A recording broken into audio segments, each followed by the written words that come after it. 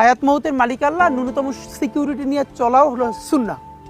কিন্তু আমাদের লড়াইটা হলো, আমার মা স্বাভাবিকভাবেই কান্নাকাটি করেন, আমার পরিবার সবাই। তো আমি আমার মাকে বলেছি যে দেখো, মানে আমরা যে লড়াই নেমেছি, আমার একটা মনে হয় কি, কোনো রাজনীতিবিদের না বাসায় মৃত্যুটা হইতে পারে না, এটা কোনো ভালো মৃত্যু না।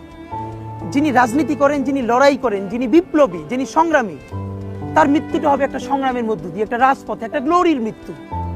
আমি তো ভীষণভাবে প্রত্যাশা করি, আমি ছোটবেলা থেকে এই স্বপ্নটা দেখি, অনেক জায়গায় বলেছি, যে একটা তুমুল মিছিল হচ্ছে অন্যায়ের বিরুদ্ধে, সেই মিছিলের সামনে আমি আছি, কোনো একটা বুলেট এসে আমার বুকটা হয়তো বিদ্ধ করে দিয়েছে, এবং সেই মিছিলে আমি হাসতে হাসতে আমি শহীদ হয়ে গেছি। এবং সবাই যখন মৃত্যুটাকে ভীষণ ভয় পায়, আমি তখন হাসতে হাসতে আল্লাহর কাছে ভীষণ সন্তুষ্টি নিয়ে পৌঁছতে চাই যে আমি একটা ন্যূনতম ওই জীবনটা লিড করতে পারলাম, যে আমি একটা ইনসাফের হাসি নিয়ে আমি আমার আল্লাহর কাছে পৌঁছতে চাই। সুতরাং আগামী 50 বছর বাঁচলাম, কোনো ইম্প্যাক্ট তৈরি হলো না আমারে দিয়ে, দেশের জন্য, রাষ্ট্রের জন্য, উম্মার জন্য, জাতির জন্য। কিন্তু আমি ধরেন 5 বছর বাঁচলাম, সেটার মধ্য দিয়ে যদি আগামী 50 বছরের ইম্প্যাক্ট তৈরি হয়, তাহলে অনেকদিন বেঁচে থাকায় কি সাফল্যের? বলেন, শহীদ প্রেসিডেন্ট জিয়াউর রহমান কয়টা দিন বেঁচেছেন, কিন্তু ভাবেন আজকে পর্যন্ত উনি আমার অনুপ্রেরণা।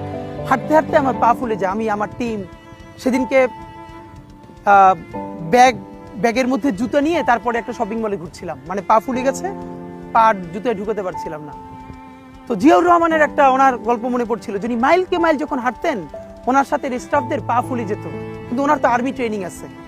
তখন তাকে বলতো, স্যার আপনার তো আর্মি ট্রেনিং, আমরা তো আর পারি না। এই জন্য ওনাকে মানুষ রাখাল রাজা বলতো। তা আমরাও সারা বাংলাদেশের 56,000 বর্গমাইলে হাঁটতে চাই, আমরা ইনসাফের চাষাবাদ করতে চাই, একটা স্বাধীন সার্বভৌমত্বের সততার বাংলাদেশ তৈরি করতে চাই। আল্লাহ যে কয়দিন হায়াতে রাখবেন, এই লড়াইটা করব। যেদিন নিয়ে যাবেন, আমি স্বপ্ন দেখে যেতে চাই, আমি আমাদের এমন টিম, আমি আমার সন্তানকে রেখে যেতে চাই, আমার মৃত্যুর পরে যেন এই লড়াই বন্ধ না হয়, এই লড়াই যেন বাংলাদেশে কিয়ামত পর্যন্ত জারি।